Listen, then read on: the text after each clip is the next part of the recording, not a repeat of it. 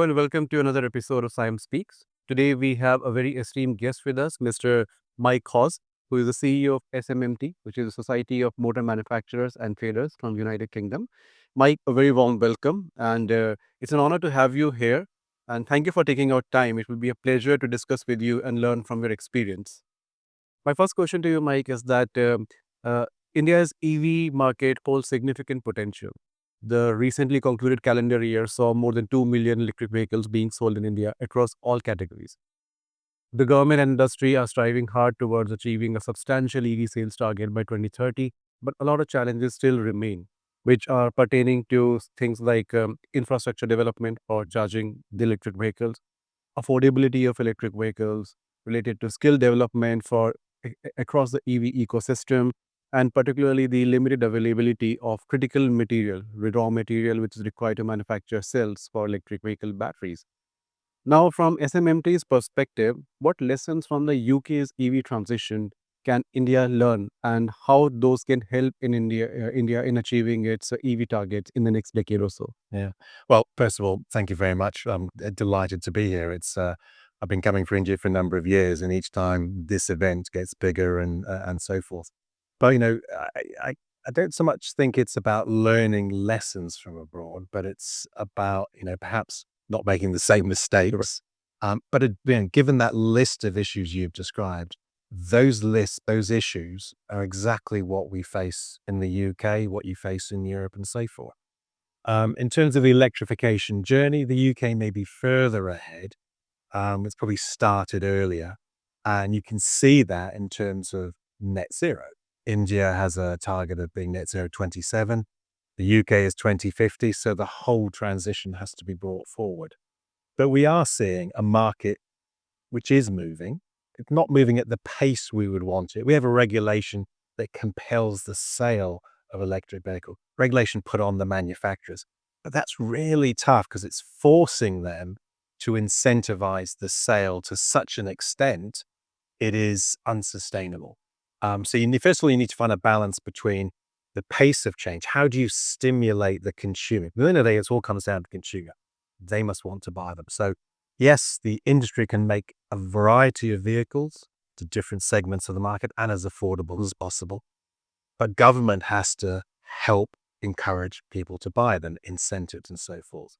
Secondly, in terms of production, again, we have to source the right materials from the right locations. You have to get them processed and then make them into batteries, and that requires investment. So the industrial environment must be very attractive for investments. And again, industry and government have to work together to address issues that can be a barrier. Thirdly, you mentioned infrastructure. Again, similar in the UK, we have an increasingly decarbonized grid, which is exactly what you need, because it's pointless having green cars charging with brown energy. So again, work with the energy sector, work with government to try and make sure that it's a green energy structure and you have a coordinated approach. Planning, grid connections have to be there. And then finally, because people, we all have to invest in skills continuously. Now we have to invest in new technologies. So it's exactly the same issues. We're trying to do that in the UK. There are certain aspects which are doing well, others less well.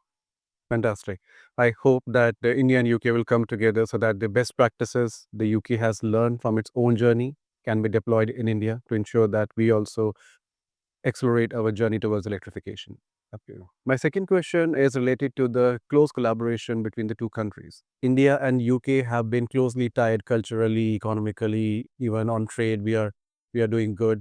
When it comes to electric vehicles, recently we have seen some level of activity happening where some Indian companies are tying up with the technology providers in the UK or vice versa. So, according to you, how can the two countries come together, and what could be the complementing skill sets or areas of expertise which might help India in learning from not just the overall policies and ecosystem landscape, but when it comes to industrial landscape, how can India learn from that, and how can both the countries come together to help India? Well, I think it is, as you said, about shared learning. We all have a set of challenges. Some of those are very common and others can be different. When it comes to the trade between India and the UK, I feel it's an unexploited opportunity. And we have many meetings, discussions with SIAM and other of our counterparts in India. And the two sectors at the moment are kind of complementary. I mean, the UK tends to be focused on premium vehicles, luxury vehicle sporting, and you can think of the brands Bentley, Rolls Royce, Jaguar, Land Rover, and so. Um, which is not obviously not where India's focused. So there are some opportunities there. You need to make sure we have free and fair trade, that there's a balance in that trade. But when you're thinking about the evolution of the technology that's behind it, again, shared approach to those common barriers really matters. We're looking in the UK we're working with the new UK government, it's been in about 6 months, to have an industrial strategy. Um, and we see that as critically important because that sets the framework for the industry to succeed. Yes, you focus on what are your key sectors. One of them is advanced manufacturing, automotive, and aerospace. There are others like life sciences, financial services. But critically, you look at what you call the horizontals. What are those common issues that we all face? And make sure you've got a strategy to address them. Issues like energy, the cost of energy, and grid infrastructure, skills. Again, these are common to so many sectors, but you need to have that partnership with government to create the right environment to be competitive. Because if you're competitive at home, then you'll be competitive abroad, and all that goes over. Of course. Wonderful. Thank you, Mike. Those are wonderful insights. And I hope that the country will learn from these and together we'll be able to achieve the targets set forth by the government and the industry in India. Thank you very much. Pleasure talking to you, Mike. My pleasure. Thanks for your